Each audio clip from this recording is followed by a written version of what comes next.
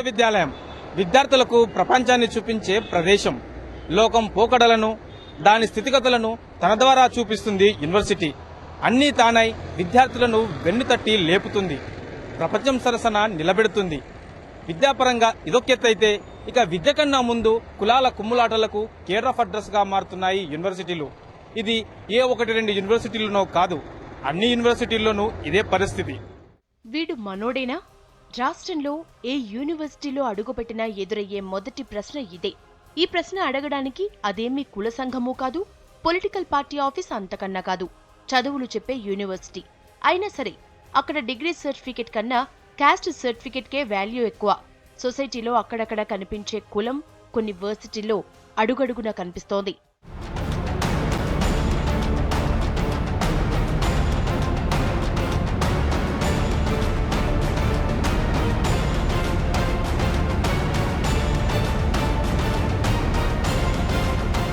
యూనివర్సిటీలపై కోట్ల రూపాయలు ఖర్చు చేస్తున్నాయి ప్రభుత్వాలు. స్టూడెంట్లకు ఎలాంటి ఇబ్బందులు ఉండకూడదని అన్ని రకాల ఏర్పాట్లు చేస్తున్నాయి. కానీ స్టూడెంట్లు మాత్రం కుల సంఘాల్లో చేరిపోయి కుమ్ములాడుకుంటున్నారు. కొత్త వాళ్లు వర్సిటీలోకి అడుగు పెడతారో లేదో ముందు తెలుసుకునేది వాళ్ల కులమే. వెంటనే ఆ కులం వాళ్లు ఆ స్టూడెంట్ ని తమ సంఘంలో చేర్చేసుకుంటారు. ఇదంతా ఆటోమేటిక్ గా జరిగిపోతుంది. ఇలా ఫ్రెషర్స్ ని కులాల పేర్లతో విడదీస్తున్నారు సీనియర్లు.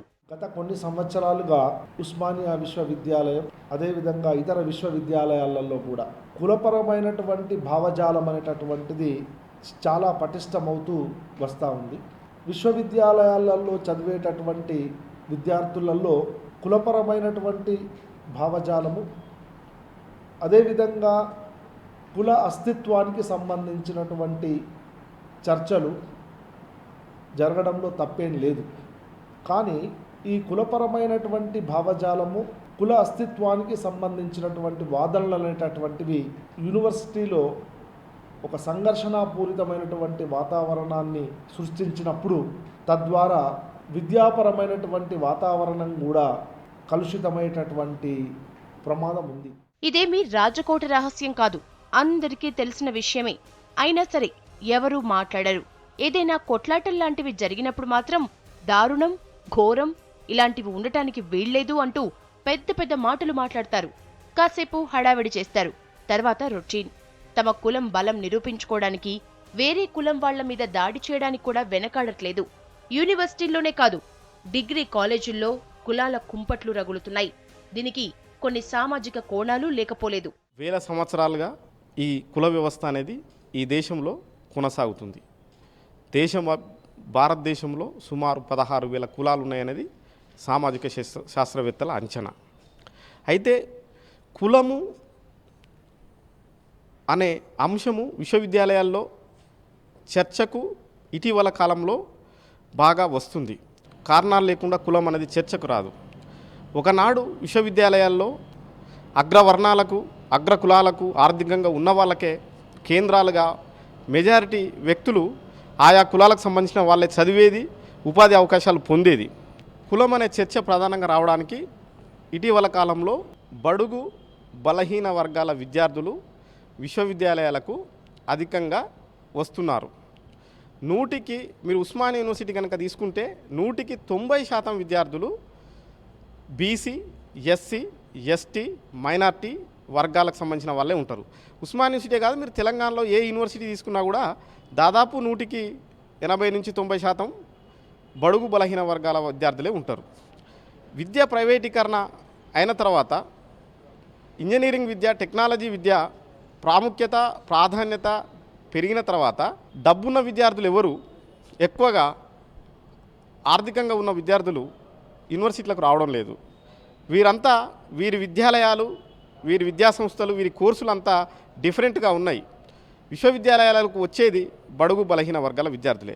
కాబట్టి బడుగు బలహీన వర్గాల విద్యార్థులకు ఉపాధి అవకాశాలు ఉండాలా, ఆర్థికంగా ఎదగాల, సామాజికంగా ముందుకు పోవాలా, ఆర్థికంగా ముందుకు పోవాలా, రాజ్యాధికారంలో కూడా భాగం కావాలా, కేవలం చదువుకొని ఉద్యోగమే చేయడం కాదు, సమాజం గురించి కూడా పట్టించుకోవాలా అనే తపన విశ్వవిద్యాలయాల్లో ఉన్న బడుగు విద్యార్థుల్లో పెరిగింది. హాస్టళ్లు కూడా కులం బ్రాండ్ తగిలించుకుంటున్నాయి. ఫలానా హాస్టల్ ఫలానా కులం వాళ్లదనే ముద్ర వేస్తున్నారు. ఆ హాస్టళ్లలో వేరే కులాల వాళ్లు చేరడానికి జంకుతున్నారు. అధ్యాపకులే అంతర్గతంగా బహిర్గతంగా కుల సంఘాలకు అండదండలందిస్తున్నారు. శుద్ధులు బుద్ధులు చెప్పే పంతుల్లే కులాలను పట్టుకుని వేలాడుతున్నారు. ఇక విద్యార్థుల విషయానికొస్తే ప్రత్యేకంగా చెప్పాల్సిన అవసరం లేదు. కులానికో సంఘం, ప్రాంతానికో సంఘంతో బోర్డులు పెట్టుకుని విశ్వవిద్యాలయాల్లో కులాలను డంపు చేస్తున్నారు. ఇక ఇఫ్లు, హైదరాబాద్ సెంట్రల్ యూనివర్సిటీ లాంటి చోట్ల అయితే మరీ దారుణం. పేరుకి నేషనల్ లెవెల్ యూనివర్సిటీలే, కానీ కులం కుళ్ళు ఇక్కడ ఎక్కువ. ఇక్కడ అగ్ర కులాలే యూనివర్సిటీలు నేల్తాయి. బడుగు కులాల వాళ్లని చిన్నచూపు చూస్తారు. ఈ విద్యా సంస్థల్లో లెక్చరర్లు, ప్రొఫెసర్లు కూడా ఎక్కువగా అగ్ర కులాలకు చెందినవారే ఉండటంతో ఇక్కడ అగ్రకులాల స్టూడెంట్లదే డామినేషన్. మంచి దారి చూపించాల్సిన లెక్చరర్లు కులం విషం ఎక్కిస్తున్నారనే ఆరోపణలున్నాయి. ముఖ్య కారణం ఏంటంటే ఈ దేశంలో కులం అనేది ఏదైతే వర్ణ వ్యవస్థ ఉన్నదో, ఏదైతే మను వ్యవస్థ ఉన్నటువంటి మను వ్యవస్థ నుంచే ఇదంతా పుట్టుకొచ్చి ఇయాల్టికి దేశంలో, భారతదేశంలో ఈ మధ్య కాలంలో ఇంకా గవర్నమెంట్, కేంద్ర ప్రభుత్వం వచ్చిన కాడ నుంచి ఇంకా పెరిగిపోయింది. మేము చదువుకుంటున్నటువంటి జీవితంలో ఒక ట్రైబల్ లైఫ్ కనిపించదు, ఒక దళిత్ లైఫ్ కనిపించదు, ఏదో అప్పర్ క్యాస్ట్ లైఫ్ని మేము చదువుకుంటున్నట్టు అనిపించే పరిస్థితి ఉన్నది. అయినప్పటికీ వాళ్ళ యొక్క భావాలను మాపైన రుద్ది వాటిని డిసిప్లిన్ అనే ఒక కొత్త పేరుతో, సాంప్రదాయం అనే ఒక పేరుతో మమ్మల్ని రుద్ది కావాలని ఇట్లా ఉండడానికి ముఖ్య కారణం సెంట్రల్ యూనివర్సిటీలలో ఎక్కువ ఈ అప్పర్ క్యాస్ట్లో కొంత మొదటి తరంగా వాళ్ళు చదువుకొని ఇవాళకి 4వ తరం వరకు వాళ్ళు ఉద్యోగాలు చేయడం, కింది వర్గాలు ఎక్కువ చదువుకోకపోవడం. అందుకోసమే డాక్టర్ బాబాసాహెబ్ అంబేద్కర్ ఏనాడో చెప్పిండు, ఈ దేశం మారాలంటే ముందుగా కింది వర్గాలు చదువుకుంటేనే ఈ దేశం మారుతుందని చెప్పిండు. కాబట్టి ఖచ్చితంగా చదువుకొని వాటిని ఎదుర్కొంటాం, ఇప్పటికీ ఎదుర్కొంటున్నాం. కానీ విద్యార్థులు ఆత్మహత్యలు చేసుకొని చనిపోవడం అనేది చాలా బాధాకరం.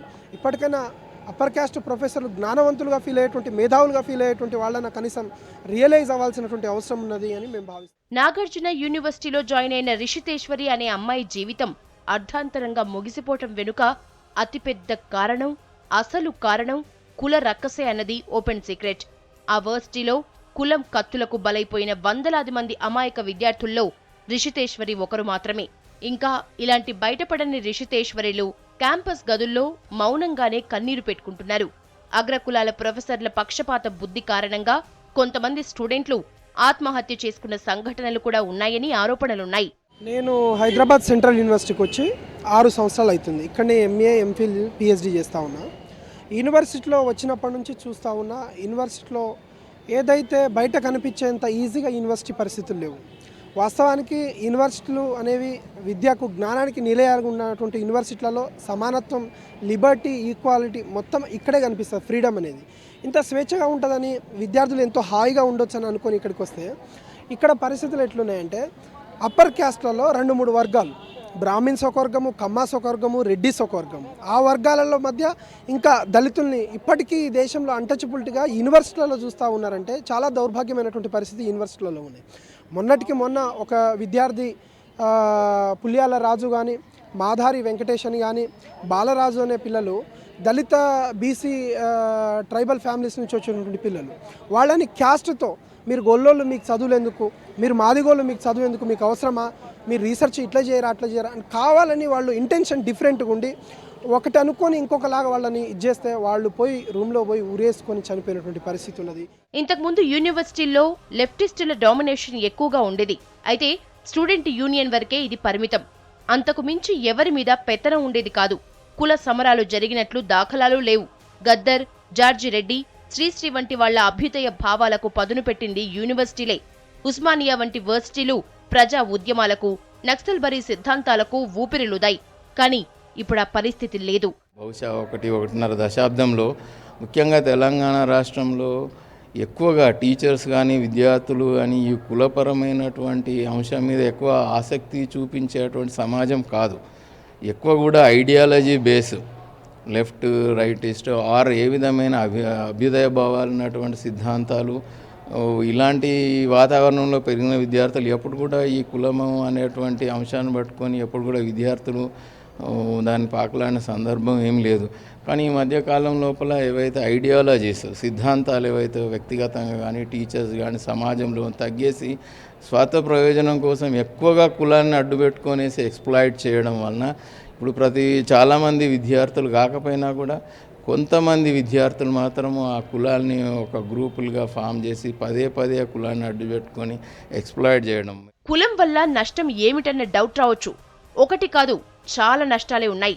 వీడు మనోడే, కాస్త చూసి చూడనట్లు వదిలేయండి, సీనియర్లు ర్యాగింగ్ చేసేటప్పటి నుంచి ప్రొఫెసర్లు ఇంటర్నల్ మార్కులు వేసే వరకు ఈ డైలాగ్ వినిపిస్తూనే ఉంటుంది. ఆఖరికి పీహెచ్డీ చేసే వాళ్లకు గైడెన్స్ ఇచ్చే విషయంలోనూ ప్రొఫెసర్లలోనూ ఇలాంటి బిహేవియరే కనిపిస్తోందనే ఆరోపణలున్నాయి. విశ్వవిద్యాలయాల్లో కులం అనేది చాలా బలంగా పనిచేస్తూ ఉంది. ఎందుకనంటే విశ్వవిద్యాలయాల్లో ఉన్నటువంటి పదవులు ఏవైతున్నాయో they are disproportionately occupied by the upper caste. దళితులు, ఆదివాసులు, మార్జినలైజ్డ్ కమ్యూనిటీస్ ఏవైతున్నాయో వాళ్ళకి ప్రాతినిధ్యం లేదు.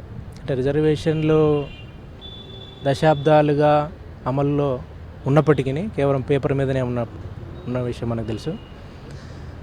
ఈరోజు ఏ యూనివర్సిటీని తీసుకున్నా కూడా 90% కేవలం అగ్రకులాలు మాత్రమే అధ్యాపకులుగా, డిపార్ట్మెంట్ హెడ్లుగా, ఇతర పదవుల్లో ఉండటం అనేది విపరీతమైనటువంటి కుల వివక్షతకు దారితీస్తుంది. 2008 నుంచి 2010 వరకు 4 సంవత్సరాల కాలంలో దేశం మొత్తంలో 22 మంది దళిత, ఆదివాసీ, బహుజన విద్యార్థులు ఆత్మహత్యలు చేసుకోవడం జరిగింది.